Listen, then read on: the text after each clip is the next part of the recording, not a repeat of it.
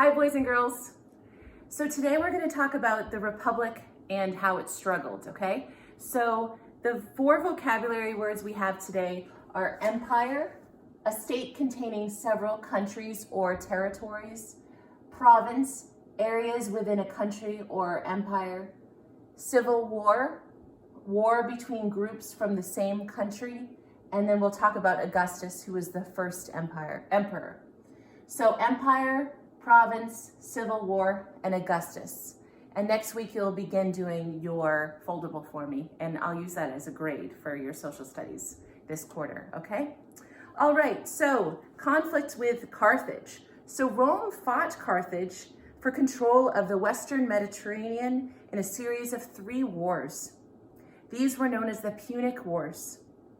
Carthage was a city in North Africa that also controlled parts of Spain and Sicily. The second of Rome's wars with Carthage nearly destroyed the Roman Republic. Hannibal, Carthage's greatest general, led his city's troops.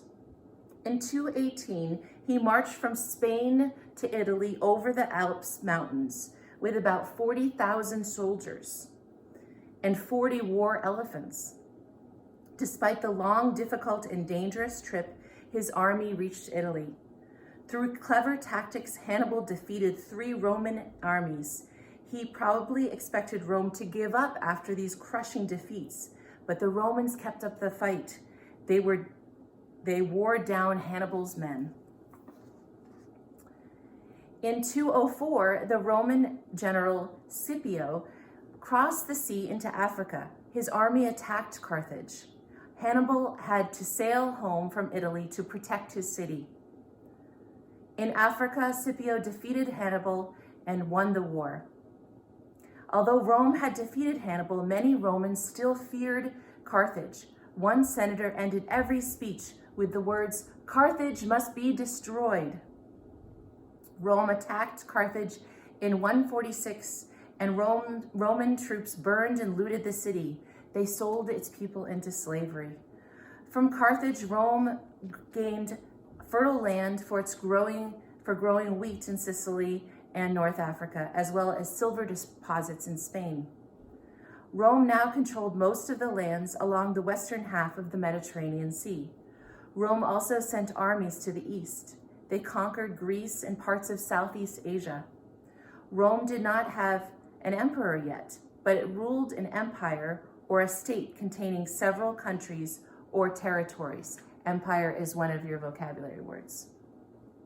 It was divided into provinces or areas within a country or empire.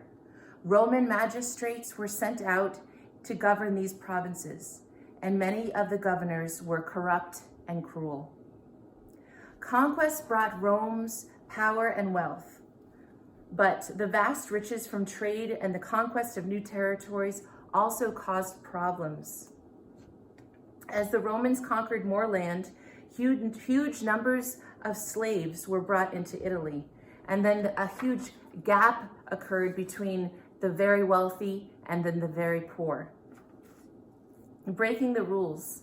In the later years of the Republic, magistrates often became very wealthy by stealing from people in the provinces and looting from rich foreign enemies they fought overseas.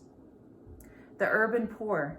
Although Rome was growing richer, many Romans were getting poorer. Landowners and employers bought slaves to do work that used to be done by poor Romans. Tenant farmers lost their livelihood. Poor people came to the city in search of work. The power of the army. So Gaius Marius was a powerful consul. He reformed or changed and improved the Roman army. Until around 100, only citizens who could afford their own armor served in the military, but Marius allowed even the poorest citizens to join. The government paid for their equipment. This made the army larger and more professional, and it also helped the poor. And the word, equipment means to help with a specific purpose, so the purpose of the war. And then professional means trained and expert, so it was a more trained army. How did Rome change from a republic to the empire? The Republic's military commanders used their new power. They turned their armies against their rivals and the Senate. Rome had its first civil war, which is a war between groups from the same country. So that's another vocabulary word. Who were Marius and Sulla? In 67, an assembly voted to strip a general named Sulla of his powers and give it to Marius. Sulla marched his troops to Rome to get his job back. He won a civil war against Marius and his supporters. Sulla ruled as a dictator for more than a year. Why did Pompey and Caesar fight? New commanders rose up to take Sulla's place. Pompey conquered parts of Southwest Asia. Gaius Julius Caesar conquered Gaul. The two men teamed up and used their influence to run the government together, ignoring laws and customs. Caesar invited the brilliant lawyer, scholar, and famous speaker Marcus Tullius Cicero to join his political alliance with Pompey. Cicero thought the alliance was unconstitutional, so he turned Caesar down. He chose instead to support the Senate and to hold fast to the principles of the Republic. In Cicero's The Republic, he describes the traditional authority and role of the Senate. And a primary source from the Republic written by Cicero reads as such: the Senate governed the Commonwealth in those days, the community. Public affairs were principally managed under the authority and the rules and customs of the Senate. And although the consuls possessed their power only for a year, it was royal in its nature and effect, and this was strenuously preserved as necessary to the preservation of the influence of the nobles and principal chiefs. But later, the two commanders fought. The Senate sided with Pompey. It ordered Caesar to give up legions. Caesar marched his army across the Rubicon River into Italy.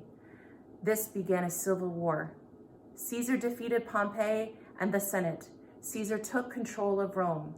He used his power to help the poor, but he was also made dictator for life. This angered many of the senators who wanted to keep the Republic as it was. A group of senators murdered Caesar in 44. The end of the Republic. Caesar's death did not save the Republic. In his will, Caesar made his teenage relative Octavian his heir. Octavian became a leader of Caesar's many followers. He swore to avenge Caesar's death. He defeated Caesar's murderers in a civil war. Octavian defeated Mark Antony and Antony's ally, Cleopatra, the Queen of Egypt. By 30, he ruled Rome. The Republic became a monarchy, the Roman Empire. Octavian became the first emperor. He took the title Augustus, meaning honored one. So Augustus is the first emperor, and it means honored one.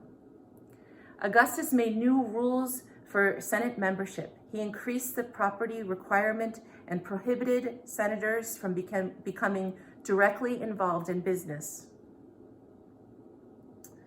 The emperor could call for lead Senate discussions, introduce laws, and appoint new senators. Augustus pretended to respect Republican traditions, but as emperor, he held all the real power. The Senate became merely a group of advisors. Why did the Roman Republic fail? And why were Julius Caesar and Augustus allowed to take control of Rome? The empire's swift expansion, with its increasing wealth and the growing gap between the rich and the poor, put pressure on the Republic's government and society. As the military's power grew, commanders were tempted to seize power for themselves. These conflicts led to a long civil war. Augustus ended the civil wars, but it cost the Republic's freedom. I hope you enjoyed that. And then next week, you can start doing your foldable. So make sure you have all the vocabulary words written down from this lesson. God bless you. Have a nice afternoon. Bye-bye.